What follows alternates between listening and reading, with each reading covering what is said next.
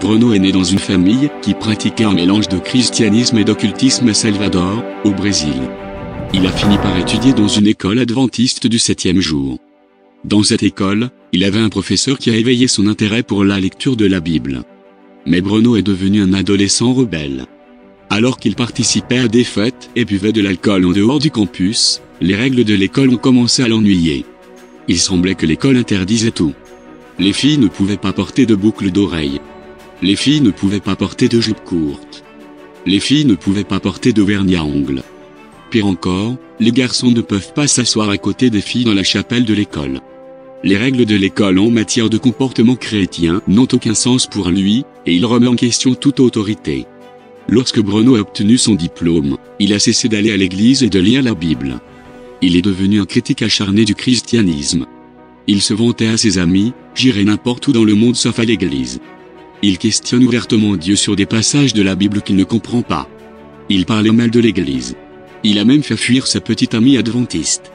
5 ans après avoir obtenu son diplôme de fin d'études secondaires, il a reçu une invitation inattendue d'un ami du lycée, Victor, à assister à son baptême. Le jour du baptême s'est avéré être un événement marquant. Après son baptême, Victor a présenté Bruno au pasteur adventiste. Le pasteur a immédiatement prié pour Bruno et Victor. Après la prière, le pasteur a embrassé Bruno et l'a invité à venir à l'église pour les cultes. Bruno a quitté le baptême d'une humeur pensive. La prière et l'accueil chaleureux du pasteur avaient touché son cœur. Il voulait retourner à l'église. Bruno est retourné à l'église pour les cultes du sabbat, et c'est là qu'il a rencontré Dieu pour la première fois. J'ai rencontré le Dieu de l'amour. Grâce au sermon du pasteur, il a appris de plus en plus de choses sur le Christ, son évangile et sa grâce. Les yeux de Bruno se sont ouverts, et des années de pensées négatives ont disparu. Il s'est senti accueilli et aimé par les autres membres de l'église, même s'il ne le connaissait pas. Il reflétait l'amour de Dieu, dont il entendait parler dans les sermons du sabbat.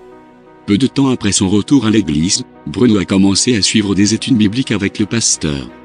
Puis, pendant la pandémie de Covid-19, lors d'un sabbat très spécial, il a été baptisé. Aujourd'hui, Bruno comprend que l'invitation de son ami au baptême a changé sa vie pour toujours. Le Christ a complètement changé ma vie, dit-il. En peu de temps, je suis passé du statut de critique à celui de disciple, non pas en raison de mes propres mérites, mais parce que la volonté de Dieu est bonne, parfaite et agréable.